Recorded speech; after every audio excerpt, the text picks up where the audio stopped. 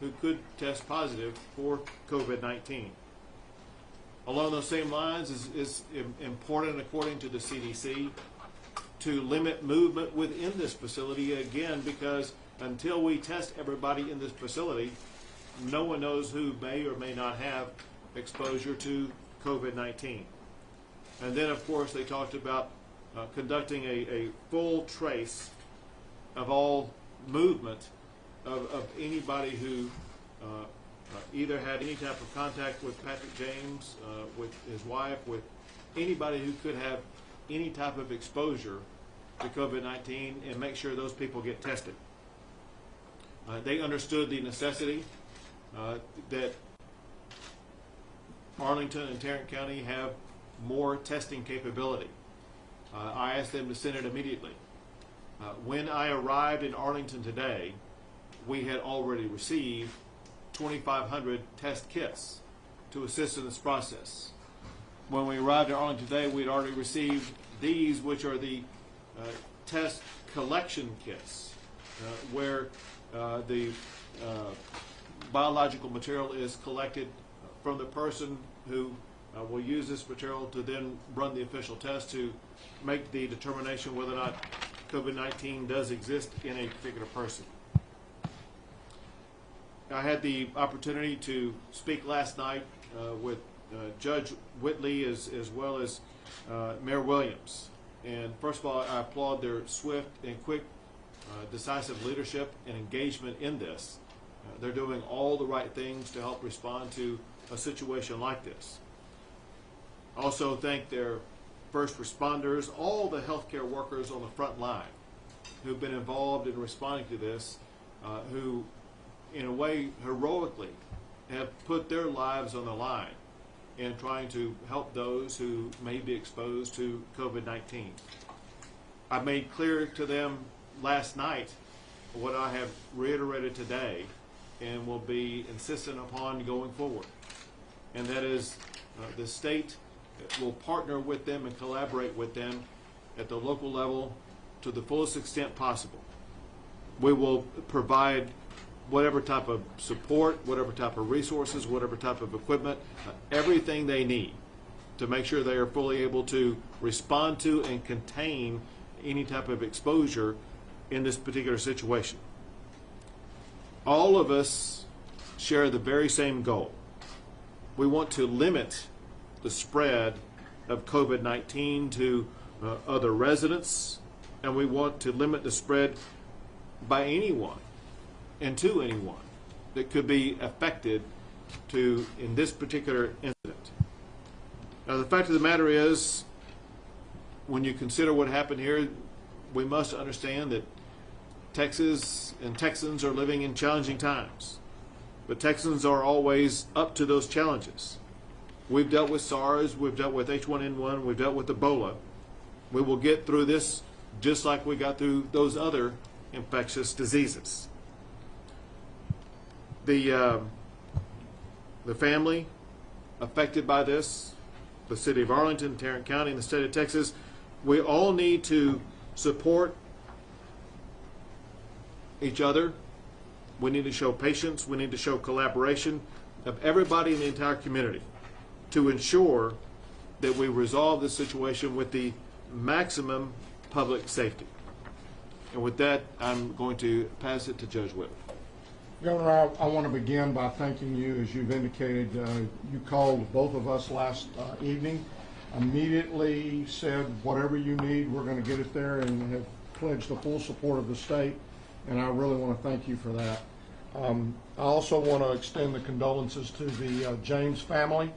What I'm going to try to do here is to outline a little bit of the process that they experienced as they went through this. Mr. James was an elderly male with underlying health conditions who lived at the Texas Masonic Retirement Center in Arlington. He and his wife lived in one of the cottages, but they did participate in activities in the cafeteria of the main facility.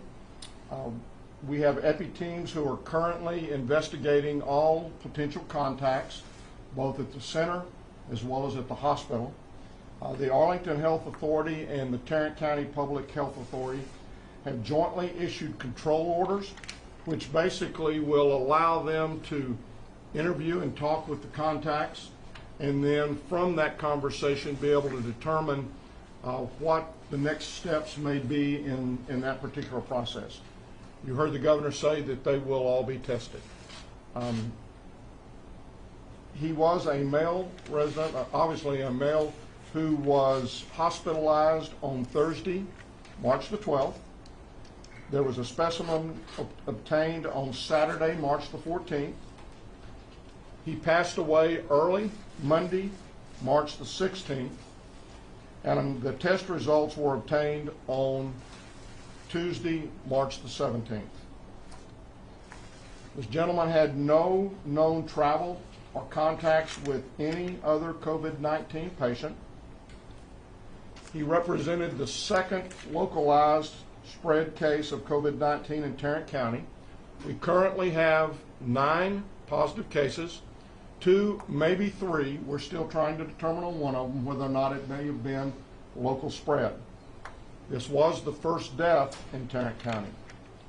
I want to applaud the Texas Masonic Retirement Home because last Wednesday, on March 11th, they actually implemented infection control procedures throughout their campus.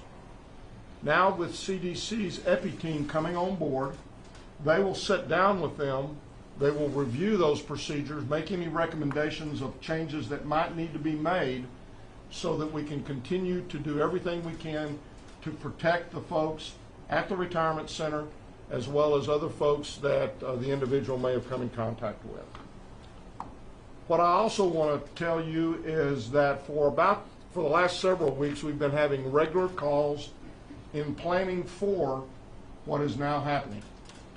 At the current time, we are having a call every morning with our local partners, many of the agencies that are going to be involved in addressing the needs of our public as we go through this process.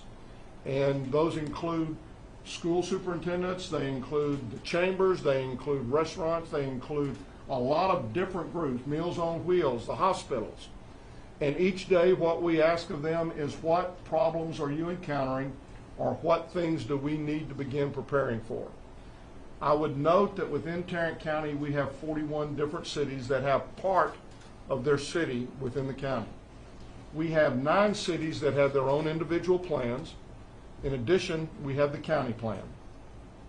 So as we've been reacting to changes on a day-to-day basis. Many of us issued the declaration of emergency last Friday, which had certain restrictions on it. We changed those on Monday based upon what had occurred and what public health's recommendations were. We've got a newscast or a press conference this afternoon at 2 o'clock where we're going to announce restrictions that we had talked about and discussed with all the cities yesterday. But based upon happenings that occurred last night and in conversations with the governor, those may very well occur. We have to get the lawyers to come together and agree on language, but those will either occur today or we may issue another set of restrictions tomorrow. So this is something that we understand is changing, and we're going to change and be able to change on a moment's notice. I would like to just again thank the governor and the folks from the state, and we're all working together. We're all working together as a team. We have a tremendous collaborative spirit in Tarrant County. I have no doubt that with the generosity that our citizens have displayed in the past, that we are going to have more volunteers than what we're going to know to do with. And we've got organizations set up to screen and to understand and to help those volunteers find things which they can do safely in the time that we are experiencing. Again, I think this is a time we're going to get through this. We have a plan. That plan will be changing. I really believe that our folks are going to pull together and that this is going to be an opportunity for us to maybe reacquaint ourselves with our neighbors and really begin to kind of make that reconnection and kind of be our neighbor's keeper. And I would encourage folks to reach out, to call the elderly, if they have older folks that they know, to reach out to them, because this is the time when we need to be positive. We're going to get through this, as the governor said. We've just got to be prepared, and we've got to do everything we can to be proactive and not reactive. Thank you, Judge. Now, Mayor Williams. Well, first of all, I need to thank you, Governor Abbott.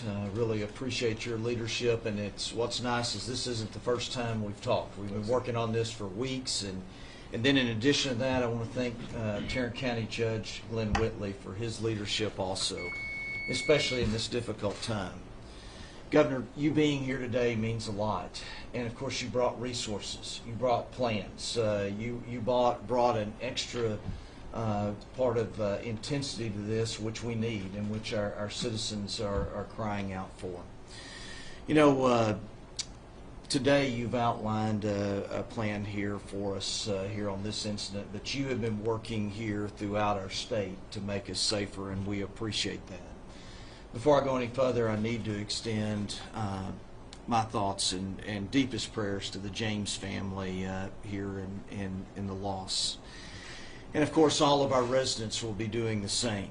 We need to keep the James family there in our hearts and our prayers. We're in a fight right now, and there's no doubt about it, and we know that we all are concerned. And I can promise you Arlington will come out of this stronger than ever. Texas will come out of it stronger than ever, because we will pull together. Our kindness and our can-do spirit are just so important right now, because we need to call on those qualities more than ever. We've proven our resiliency time and time again, and it's going to take each and every one of us to win this fight. And later today, our city council will meet again. We met yesterday, we'll meet later today, and as the judge said, we probably will be meeting the next day. And Governor, thank you for the ability for us to be able to do that, because normally we'd have to give 3 days notice, and now we're able to have our emergency meeting so that we can respond to the fluid nature of what we're dealing with. And while we know these measures will certainly create some hardships for our citizens, and of course definitely our businesses too, I want to echo the words of our Chief Don Krausen, who's been through this many times before. We are implementing a plan with the public's health at the top. I also want to reassure you that our Office of Emergency Management and local public health authority are both ready. And we're consulting, of course, constantly with Tarrant County Public Health and our local, state, and federal medical experts each day to make sure we're making smart decisions that will benefit our entire community and prevent the exposure of COVID-19 to vulnerable populations. Now, there's a lot of misinformation that's out there too, which makes it more important to rely on expert advice from our medical professionals during this pandemic. We need to not rely on the many medical professionals on Facebook right now. We need to turn to our Office of Communications, who is posting regular updates to our coronavirus website at arlingtontx.gov/coronavirus. This site offers news articles, prevention tips, information about what Arlington and Tarrant County are doing to stay up to date. The latest news, of course, from the CDC is also there, and more. We've also added a list of closings on the website and outlined some of our procedural changes in closing of some of the facilities. I want to say thank you right now, too, to so many of our businesses, our churches, our schools, who voluntarily have been closing and cooperating with the restrictions that we have. It's unprecedented, the cooperation that we're seeing right now, and these are tough times that are calling for tough decisions. But it's necessary for us to make sure we put public health and safety first. And having said that, most of our city services remain unaffected, including emergency response, our garbage and recycling, water utilities, and many more. And speaking of our first responders, let's also keep them and our employees in the medical community in our thoughts and prayers as well, because they are on the front lines. They are working to help to get through this and minimize the spread of this virus. The Arlington Fire Department has published policy guidance to medical responders in the field. and 911 dispatchers are pre-screening callers to identify potential emerging infectious disease patients. Our fire department has managed infectious diseases over the years as part of their responsibility to the community. They have done it with other major outbreaks. They are prepared and they are up to the task. While there's still a lot we don't know about coronavirus, our first responders have been there through these situations before. And I plead with our residents to practice smart hygiene habits in the weeks and months ahead. I mentioned a fight. This is a different kind of fight. We are fighting against old habits. We've got to not be shaking hands. We've got to stay at home if you're sick. Don't try to fight through it. We also need to wash our hands. We also need to avoid touching our eyes and mouth with unwashed hands, and please remember to wash your hands and routinely disinfect touched objects and surfaces. And if you are experiencing symptoms, please call the Tarrant County Coronavirus Hotline at 817-248-6299. This is what I'm talking about fighting. We have got to put this on the forefront of our minds so that we can fight an unseen enemy here in this virus. And finally, I want to ask one more time for everyone in Arlington and Texas to come together. Our churches have announced a citywide call to prayer online at 6 p.m. today. And I want to say thank you to everyone in our faith-based community. No matter the denomination, people have been coming together. And we really appreciate keeping the faith during these difficult times. Our seniors and people with chronic medical conditions are most at risk when it comes to COVID-19. Let's take care of our neighbors. Let's call up loved ones and talk to people who are more vulnerable to the virus and who might feel isolated. But let's use the phone or Skype. Listen to their concerns and be there for them. Pray with them and let them know they're not alone. One of the things I'm proud of as your mayor here in Arlington is how kind and generous our citizens are. I see it every day, and I see how strong you are. We all need to stick together and answer the call. We're going to get through this. And Governor Abbott, Judge Whitley, thank you both again for your support to our residents and your leadership, and thank you for doing everything you can to make our community safe. And thank you for what you're doing today. Thank you, Mayor. Doctor, did you want to say anything? Yes. Hi, I'm John Hellerstedt. I'm the Commissioner of the Texas Department of State Health Services. You've heard some incredible wisdom from your very, very well-informed leaders, from the governor to your county judge to your mayor. Mayor, you did an outstanding job of telling the public what is important in terms of public health and how to prevent this. I want to assure folks that between the national level at the CDC and the state level, but most especially here in Tarrant County and in Arlington, you have outstanding public health professionals, and they're on it, they're working on it, and you are very well protected as a result of their expertise and activities. And so I think it's amazing the messages that we're hearing here. Every one of them is true. You can see that your leaders are very well informed, and they're making wise decisions that are soundly based on the truth and the facts of public health. So with that kind of unity and that kind of strength, we are going to face this challenge successfully. Thank you, Doctor. Nim? Thank you, Governor. While this virus may be novel or new, the way that we respond to it in this city, this community, this state are not. It's the same time-tested policies, people, and procedures that we've responded to every natural disaster that our state has faced. Our relationships are important, our communication is important, and I ask that when you see the first responders or the healthcare workers out there, tell them thank you, keep them in your prayers, and we're going to be in this for a while, and we need your support supporting them. Thank you. Let me give you some updated facts, and then we'll open up for some questions. The information that I'm provided before I came out here is that there are now 83 confirmed COVID-19 cases identified across 23 counties in Texas. There are now 3 deaths, and there are currently more than 1,900 people who are being monitored for the possibility of having COVID-19. Our testing capabilities have increased dramatically. We are receiving test kits as we speak. And by the end of this week, we will have the capability of administering 15 to 20,000 tests per week. And let me emphasize that as we see the increase and spread of this across the state of Texas, it is absolutely essential that every leader, whether it be city, county, whatever type of jurisdiction, every leader must employ the standards that have been established by the CDC to mitigate the spread of the coronavirus. With that, we'll take a few questions. Governor Abbott, have you considered the possibilities of shutting down bars and restricting restaurants statewide? I mean, you look at an area like Collin County, you've got 3 different municipalities doing 3 different things. Yes, I have considered that. I will be making an announcement about that tomorrow. Let me put this in some level of context, and that is, we have worked very collaboratively at the state level, along with local officials, it could be county judges, could be mayors, as well as local healthcare authorities since early January.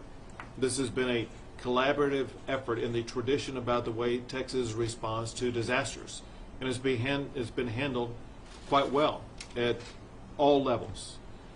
That said, it's clear that we've seen an increase. When I made my disaster declaration on Friday, since that time and today, the number of people who have tested positive have more than doubled. On the day I made my disaster declaration, there were 0 deaths. Now there are 3.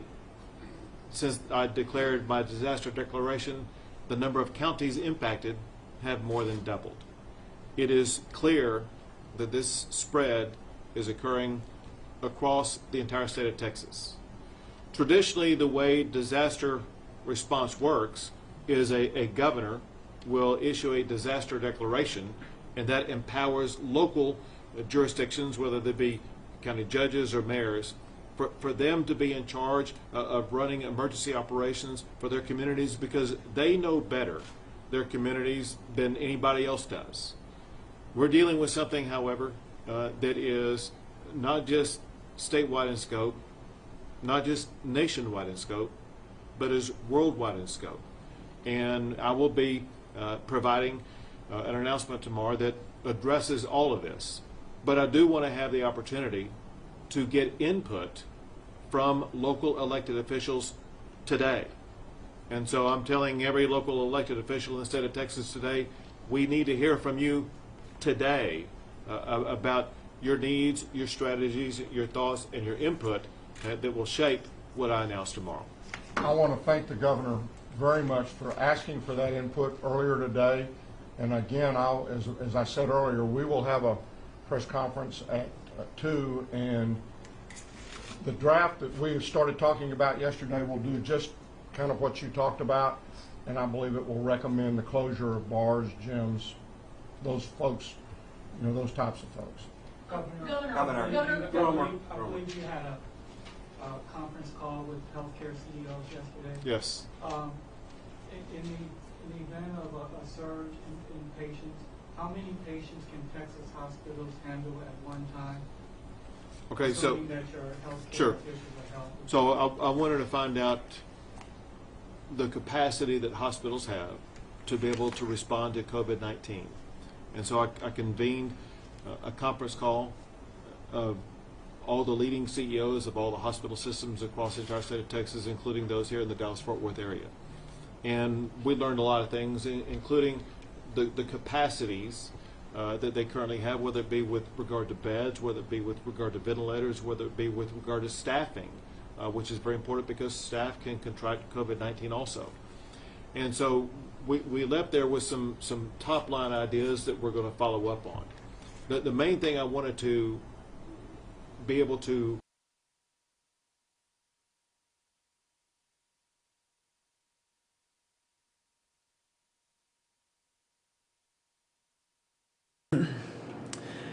Hey there, everyone. Will Dupree here in Austin. We have seemingly lost our feed from Governor Greg Abbott's press conference he was holding in Tarrant County at the moment. We do apologize for that, as they were discussing some things and taking some questions from reporters. Here in our studio, though, at the moment is our statewide reporter, Wes Rappaport. Wes, you've been listening to a lot of the things that the governor's been saying. What was it that jumped out to you most of all through his discussion just a moment ago? Hi, Will. Thanks for having me here. A lot on this plate here, a lot that the governor has talked about. Where he cut off, he was talking about some of the work that he'd been doing with local hospital officials around the state, to talk about some of the implementations of equipment and gear, specifically protective equipment for hospital staff. That's something that we've been talking about a lot here in the state. Wanted to just kind of run through some of the things that were talked about in this press conference, some of the highlights. Arlington's mayor starting off by saying, call up the loved ones that you know. A lot of people are affected by this. Older folks, seniors are in that vulnerable population, right? So, call them up. Call them on the phone, say hi, check in with them, and he also wanted to remind, along with all health officials, constantly reminding folks to wash their hands. The other thing that the governor did was update some numbers, Will. 83 cases now confirmed across 23 counties, 3 deaths in Texas, more than 1,900 people being monitored and tested for possibility of having coronavirus. So certainly some updates there. Those are new numbers as of this afternoon. And another key point here from the governor is Texas is receiving more test kits right now. By week's end, Governor Abbott says Texas will have the capability of testing 15 to 20,000 people per week. That is a significant increase from what we've heard over the last couple of days. He was saying by week's end he expected to have 10,000 cases or people able to be tested. That now possibly doubling. And he said that it is essential for every leader to employ the standards established by the Centers for Disease Control and Prevention. So, lots to cut through here.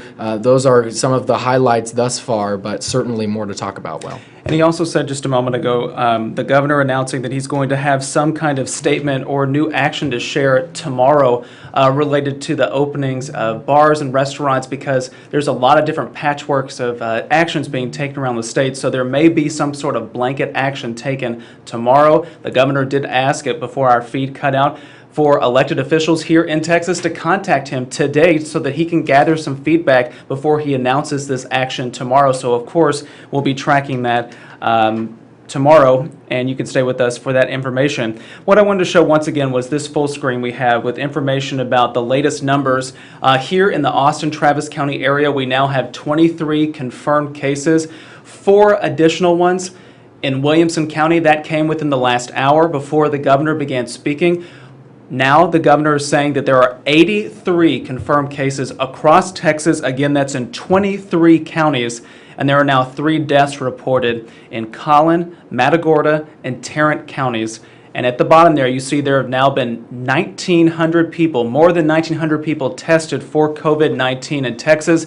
Those numbers are likely to go up, as many of the officials have said over and over and over again these last few weeks and past few days, as all these details keep coming in.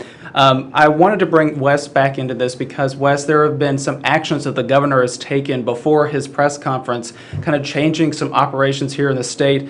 2 particular actions taken today. Can you explain what those are in a little bit more detail? Yeah, one thing that the governor has done and has been very transparent about over the last several days is he is taking a lot of action since that issuing that disaster declaration, since putting Texas into a state of disaster. That opens him up to take executive action on his own, and 2 of the items, 2 of the actions that he took today was to temporarily, or I guess allow counties to postpone and local districts to postpone the May 2nd election. Obviously, you're telling people to stay indoors, to not congregate, and you don't want them going to the voting booth, right? So this gives now counties and local entities the flexibility to modify the May 2nd election. From what it sounds like, and I need to do a little bit more digging into this, but from what it sounds like right now, Will, is that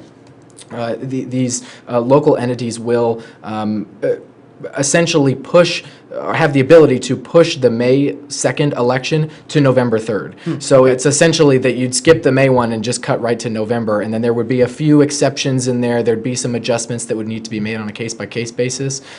Some people run for 2 different offices at once. There's lots of exceptions to those rules. But the important thing here is that this does not impact or affect this order specifically, does not touch on the May 26th primary elections, the runoff elections. There were several key races that have gone to runoffs now. Those have not been addressed by this order. Presumably, there's another conversation that needs to be had about that.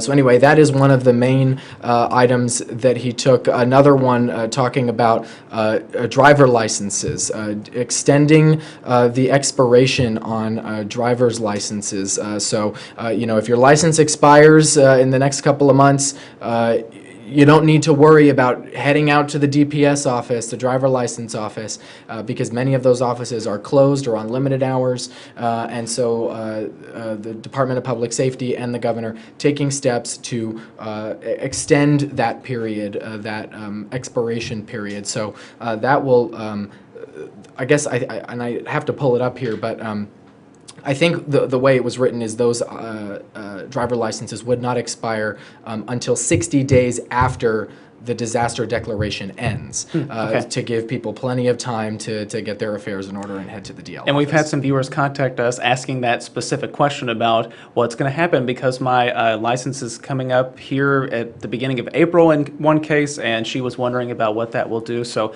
this will essentially take care of that kind of action and allay that fear for people. One thing I was going to add, Sure. One thing I wanted to touch on and add about that, sorry to cut you off there, Will, is the disability placards as well. That is something that does fall into this. So if you have a disability placard that expires sometime soon, this also falls into that category. You still have to have it, and you still have to put it on your vehicle, but they are going to be flexible with the dates on those expirations for those disability placards. So something that I wanted to pass along as well. Sure. Wes Rappaport, our statewide reporter, joining me here after the governor spoke just a few moments ago, and we apologize again for the interruption in our feed. We don't know what happened with that exactly, so thanks for bearing with us. I will say that before the governor's feed cut off, he did confirm that the person who died in Tarrant County, and that was reported last night, that person has now been identified as Patrick James. He was an older man and had underlying health conditions, according to the governor, and he lived at the Masonic Retirement Center in Arlington there with his wife. The governor did say that epidemiologists are now investigating any contacts that he might have had in that specific retirement home, and may result in more testing in that particular area. From what we know about the timeline regarding his situation, this man named Patrick James, he apparently was hospitalized on March 12th and then passed away on March 16th. The test results came back the next day, so on March 17th, confirming that he had COVID-19, that disease caused by the novel coronavirus. And it's not known if he had, and it is not known, I should say, that he had any travel or other contacts with someone who had COVID-19. So the experts and the health officials, they are saying that this looks like a case of community spread, which does raise concerns in that particular area. We have not seen any instances of that here in the Austin area, but that, of course, is something that many health officials and state leaders and local leaders are monitoring very, very closely. Is there anything you wanted to add, Wes, before we kind of wrap things up here? No, I think that this conversation will continue. This does not end here. We also have a town hall with Governor Abbott and other statewide leaders, including health officials, emergency management officials, here at the KXAN studio tomorrow night. So if anybody does have questions about the statewide response, if you do still have some concerns that you want your elected officials and your appointed leaders to answer, tweet, Facebook, Instagram, all social media, and use the hashtag #AskAbbott, and we will see those questions and include them as best we can in that town hall. Taking video submissions as well. You know, if you have a question, point the camera at yourself. You know, take your phone, point it at yourself, and ask your question, and then tweet it out #AskAbbott, and we'll try and include it in there. And a lot of people are at home right now, so that might make it a little bit easier to record those videos and then send them to us. Once again, that televised town hall will air tomorrow night across all the Nexstar stations here in Texas. So please tune in on your local station as we carry that live, hosted by our anchor here at KXAN, Robert Hadlock. So once again, that's tomorrow night at 7 o'clock on the Nexstar stations across Texas. Wes, thank you for joining us and for providing that information. We are constantly getting ever-changing information. It is almost like an avalanche at this point because moment to moment, things are changing. New numbers are coming in, new details, new cancellations, and we are trying to keep up with all of it as best as we can. So thank you for breathing with us and monitoring that with us closely too. So Wes, we're going to let you go back to your reporting. What are you working on today for your story, if you don't mind sharing? Today we are working on the National Guard activation. The governor yesterday announcing that he was activating the Texas National Guard. We want to know what exactly that means. Right now he says it's more of a notification and less of a mobilization right now, but we want to know what exactly that entails. So we've reached out to the Texas Military Department. I've been talking with some state senators and their staffs about what are the implications of this, and so we will do our best to compile all that information, and we will have some reporting on it tonight on KXAN. All right, we'll look forward to that. Wes Rappaport, everyone, joining me here in the KXAN Live studio. Before we go, I want to just reiterate the latest numbers that we had that we just got confirmed from the governor. There are now 83 confirmed cases across Texas in 23 counties, 3 deaths in Matagorda, Tarrant, and Collin counties. And at this point, more than 1,900 people have been tested for COVID-19 in the state. We do thank you all for watching here on KXAN Live. We'll bring you some more updates throughout the day as we get them. So please stay with us and enjoy the rest of your day.